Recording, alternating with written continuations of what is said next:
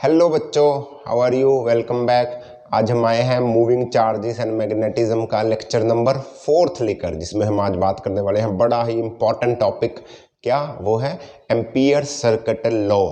हमने अभी तक मैग्नेटिक फील्ड निकालने के लिए एक लॉ पढ़ा था, बायो-सैवर्ट लॉ। बायो-सैवर्ट लॉ क्या बताता था? मैग्नेटिक फील्ड बताता था।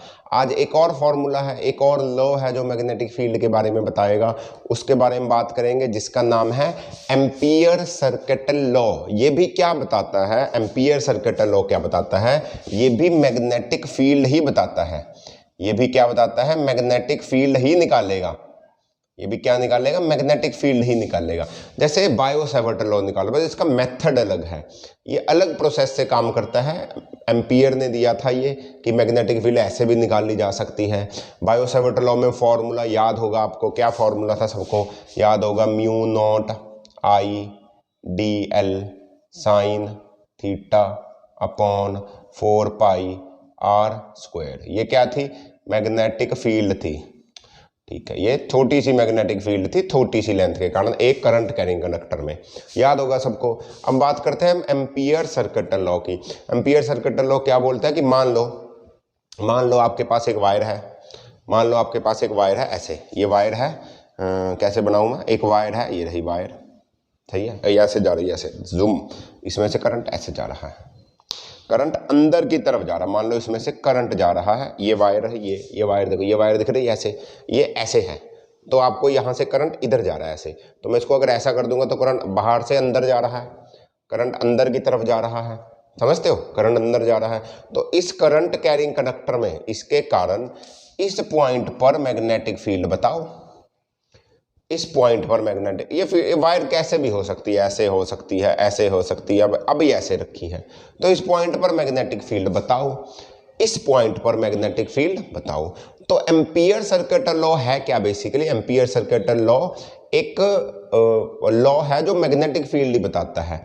सही है? कैसे? जैसे बायो-सैवर्ट लॉ बताता है, पर इसका प्रोसेस अलग है बताने का। तो ये क्या बताएगा कि इस करंट के कारण इस पॉइंट पर, जो कि इससे आर डिस्टेंस दूर है, मान लो कितना भी डिस्टेंस हो, हमें कुछ देर लेना देना नहीं है, तो मान लो ये आर डिस्टेंस दूर है, तो इसके कारण इसके ऊपर मैग्नेटिक फील्ड कितनी होगी? वो होगी ये B dot D L, B magnetic field, ये डी एल मैग्नेटिक फील्ड। इसका लाइन इंटीग्रल, ये क्या होता है? Line integral is equal to mu naught inside, mu naught I inside, mu naught of I inside. ये फॉर्मूला है Ampere circuital law का। अब इसको समझाता हूं मैं, है क्या ये क्या बोलते हैं? एम्पियर सर्किटल लॉ कैसे समझाता है इस फॉर्मूला को? ये बोलता है कि अगर एक करंट जा रहा है, एक करंट कैरिंग कंडक्टर में, तो इस पॉइंट पे करंट बताओ, इस पॉइंट पर मैग्नेटिक फील्ड बताओ। तो आप ऐसे भी निकाल सकते थे, कोई दिक्कत वाली बात नहीं है। एम्पियर बोलता है कि ऐसे निकाल लो। ऐसे क्यों निकालो? ये बोलता है कि मान लो यहां पर दो वायर्स होती, मान लो यहां पर दो वायर्स होती। समझो, ये फॉर्मूला नोट कर लिया, इसको नोट कर लो। एम्पियर बोलता है कि मान लो यहां पर दो वायर्स होती जिसमें से करंट जा रहा होता। मान लो, देखो अभी हम समझते हैं। वो बोलता है कि एक होता तो आप इससे निकाल लोगे, अगर दो हुई तो ये वाला मेथड ना लंबा हो जाएगा।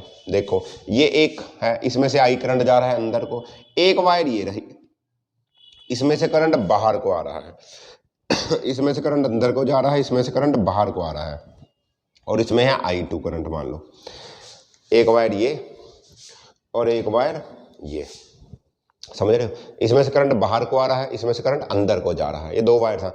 इन दोनों वायर्स के कारण इस पॉइंट पर कितनी मैग्नेटिक फील्ड है? इन दोनों वायर्स के कारण, जिसमें करंट I1 I2 अलग लगा, इस पॉइंट पर मैग्नेटिक फील्ड दोनों के कारण निकालो। तो क्या करोगे? इसके कारण तो डीबी मैग्नेटिक फील्ड, इसके कारण निकालोगे, इसके कारण निकालोगे, फिर पूरा प्रोसेस करोगे। तो बोलता है कि सिंपल प्रोसेस है। एम्पियर्स ने बोला इतना करने की जरूरत नहीं है। वो बोलता है एम्पियर सर्किटल लॉ लगाओ, मैंने बनाया जो। वो क्या लॉ बोलता है कि जो जिस पॉइंट पर मैग्नेटिक फील्ड निकालनी है, जिस पॉइंट पर मैग्नेटिक फील्ड निकालनी है, उस पॉइंट को बीच में लो और करंट को बीच में लो, और वहां पर एक लूप बना दो। जिस पॉइंट पर मैग्नेटिक फील्ड निकालनी है वहां पर एक लूप बनाओ, क्लोज लूप, जो कि सिमेट्रिक हो, और सारे करंट्स इसके बीच में आ जाने चाहिए। अभी सिमेट्रिक नहीं लग रहा, कोई बात नहीं।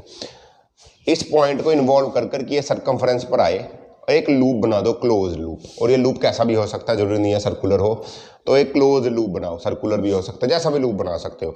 हम अभी सर्कुलर लूप बनाएंगे ताकि ये करंट थे जो दोनों बीच में आ जाए, ये दोनों करंट बीच में आ जाए। और इस लूप को दे दो डायरेक्शन, इस लूप को कोई भी डायरेक्शन दे दो, क्लॉकवाइज दे दो, एंटी क्लॉकवाइज, तुम्हारी मर्जी, जो मर्जी डायरेक्शन दे दो। कौन सी दोगे? मैं क्लॉकवाइज दे देता हूँ। मैं क्या देता हूँ, इस लूप को मैंने दी क्लॉकवाइज डायरेक्शन, मैंने इस लूप को क्लॉकवाइज डायरेक्शन दी। ठीक है, लिख लो यार, लिख लो। पहला क्या करोगे, draw a loop containing that point, containing that point, और लूप कैसा होना चाहिए, क्लोज्ड लूप, लूप तो क्लोज्ड ही होता है ना। Draw loop containing that point whose magnetic field is to be determined, जिसकी मैग्नेटिक फील्ड निकालनी है, उस पॉइंट को लूप के बीच में लो और एक लूप बना दो। सही है। दूसरा पॉइंट फिर क्या करो, फिर give direction to loop, loop को डायरेक्शन दे दो, कोई भी दे दो, क्लॉकवाइज दे दो, एंटी क्लॉकवाइज दे दो, और तो होती नहीं, तुम्हारी मर्जी, जो तुम्हारी इच्छा वो दे दो, कोई फर्क नहीं पड़ता। तुमने लूप की डायरेक्शन दे दी। अब ये डायरेक्शन क्यों देनी है, अगर एक से ज्यादा करंट हो अंदर, अगर एक से ज्यादा करंट हो लूप के अंदर, जो ऐसे 2 करंट के कारण पूछा, 3 के कारण पूछा, 4 के कारण पूछा, तो डायरेक्शन देनी है, और इनकी डायरेक्शन अलग अलग हो। नोट करो, अगर इस लूप के अंदर 1-2 से ज्यादा करंट आए, 2 या 2 से ज्यादा, और उनकी डायरेक्शन ऑपोजिट हो, किसी की इनसाइड किसी की आउटसाइड, तो डायरेक्शन देनी, नहीं जरूरत नहीं देने की। क्यों देनी है, क्योंकि ये क्या बताएगा। अब क्या करना, लूप बना दिया, तो लूप को राइट हैंड लो अपना, लूप की डायरेक्शन में राइट हैंड को कर्ल करो, लूप की डायरेक्शन में राइट हैंड को कर्ल करो, ऐसे राइट हैंड इधर जा रहा है लूप, देखो लूप ऐसे जा रहा है, तो इसको कर्ल करो, ऐसे कर्ल करो, तो थंब जिधर पॉइंट करेगा, ये देखो थंब कर रहा है उधर पॉइंट, तो जो उधर वाली डायरेक्शन है, करंट जो उधर वाली डायरेक्शन में जा रहा है, उस करंट को पॉजिटिव बोल दो। कैसे, जिस तरफ थंब पॉइंट करेगा,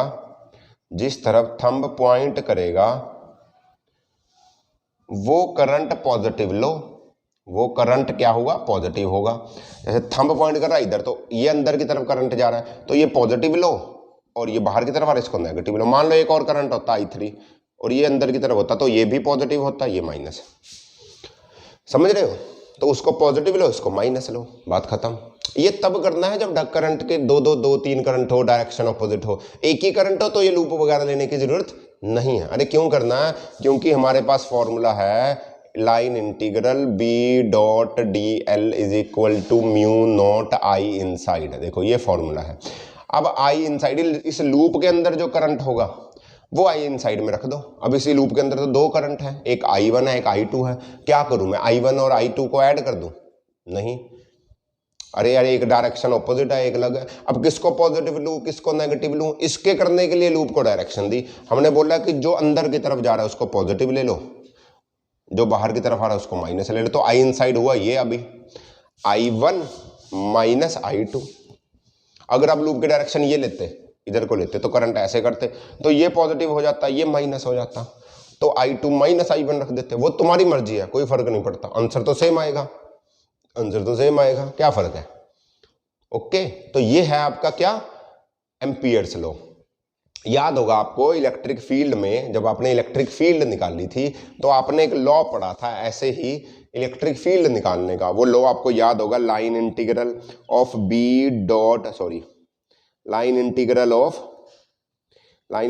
law E.dA is equal to epsilon naught upon Q। याद है।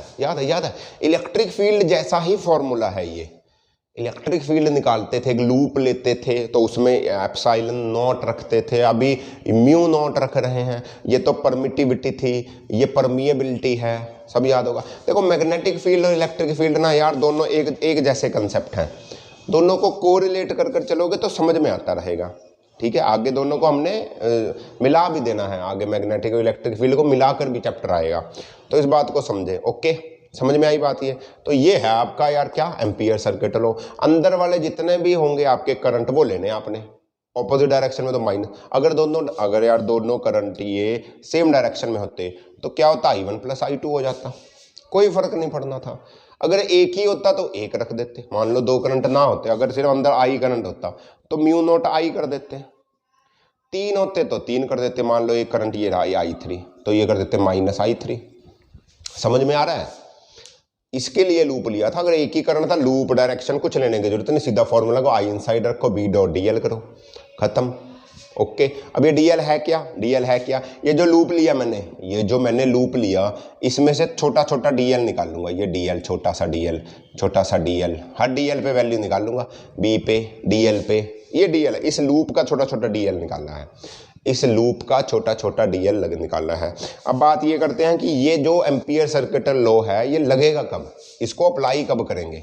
इसको हर जगह अप्लाई नहीं कर सकते, इसकी अप्लाई के लिए कुछ एजम्पशंस हैं, कुछ कंडीशंस हैं, उसको नोट कर लो कि ये अप्लाई कब होगा। कुछ क्या, दो कंडीशंस हैं, नोट कर लो कि ये कब अप्लाई हो सकता है, कौन, एम्पियर सर्किट लॉ। ये आपको देखना पड़ेगा कि ये कंडीशन आपकी वैलिड है या नहीं है, तभी अप्लाई करोगे। सबसे पहली कंडीशन ये है, conditions to apply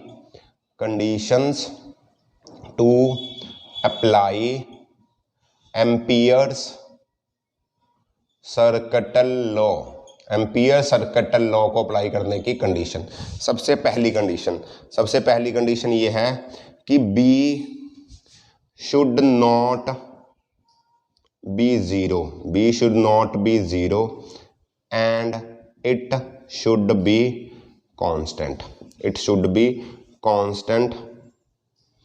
at all DL, हर जगह, हर DL पे, इस DL पे B कांस्टेंट होना चाहिए।